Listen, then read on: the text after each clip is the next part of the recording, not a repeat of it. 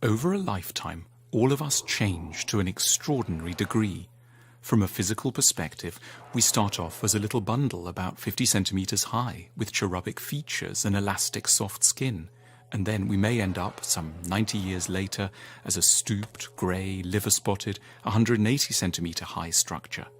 In the intervening period, every single cell in our body will have been replaced, often many times over, and will have gone through all kinds of experiences that perhaps leave almost no trace in memory. The 25-year-old won't remember most of what the 5-year-old felt so strongly about. The 67-year-old will only dimly recall what was on their mind as they approach 30.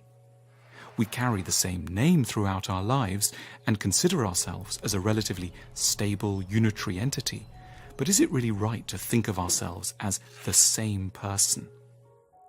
Once one puts it under a philosophical microscope, the issue of personal identity emerges as far trickier than at first assumed.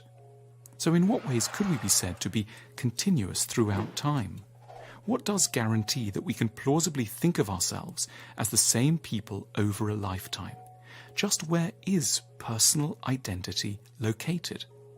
A standard assumption is that it's our body that guarantees our personal identity. This is the theory that a key part of what makes me me is that I'm housed in an identical body. But philosophers like to push this assumption around a little. Imagine if I lost all my hair. Would I still be me? Yes, sure. What if I lost a finger?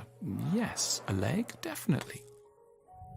Now, what if a malevolent demon appeared and told us that we'd have to lose every part of our bodies, but could keep just one bit? Which bit would it be? Few of us would pick our elbow or belly button. Almost all of us would pick our brains. Now that tells us something interesting. We assume implicitly that some bits of our bodies are more me-ish, closer to the core of personal identity than others. And the most me-ish of all the bits are our brains. Christianity runs a version of this thought experiment. It asks us to think what will happen after our death, and it imagines a separation of the body, ultimately not that significant, and the ongoing survival of a more modest, precious bit that it calls the soul. There's another version of this thought experiment that two lovers can play. In the early throes of love, two people who've gone to bed together might ask, "What do you really like about me?" The wrong answer is to say, "Your fabulous breasts," or "your amazing muscular arms." Breasts and chest don't ultimately feel me-ish enough to be a respectable answer. It seems we want to be loved for something closer to our real self, perhaps our soul or our brain. Now let's push the thought experiment further. What bit of the brain is actually most crucial to being me? Let's imagine that I have a bump to the head and lose my ability to play table tennis. Am I still myself? Most of us would say, yes, sure. What if I once spoke Latin and lose the ability, or forgot how to cook asparagus with a light mayonnaise sauce? Would I still be me? Yes. In other words, technical capacities don't feel very close to the core of personal identity. What about other kinds of memories? A big part of making me me tends to be my store of memories.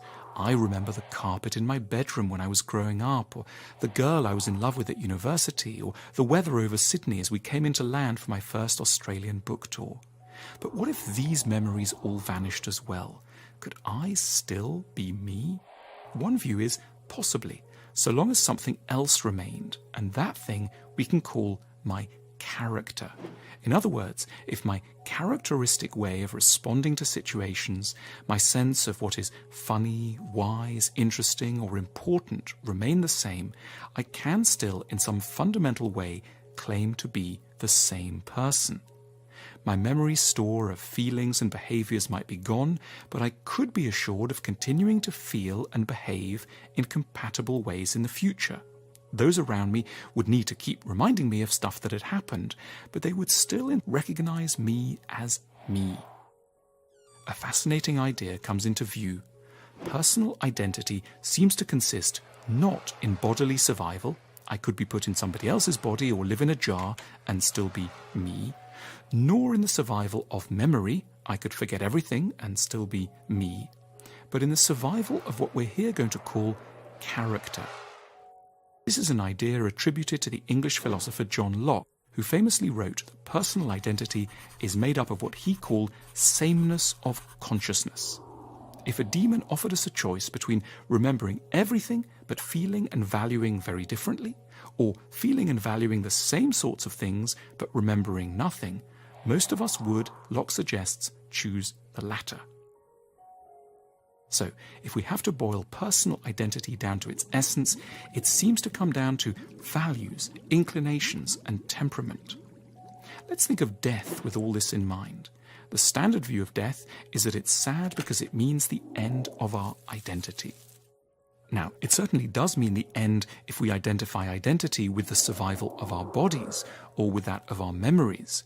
But if we think that who we are is to a large degree about our values and characteristic loves and hates, then we are, in a sense, granted a kind of immortality, simply through the fact that these will continue to live on in our species as a whole, lodged here and there outside of their present home.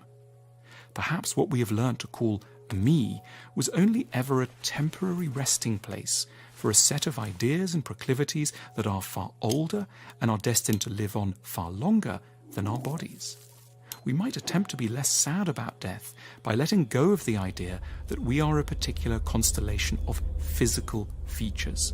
We are always, in a sense, far longer lasting, far more transgenerational as a bundle of inclinations and ideas. We will continue to crop up and live wherever those ideas that are most characteristic of us will emerge, as they must, in the generations that are to come.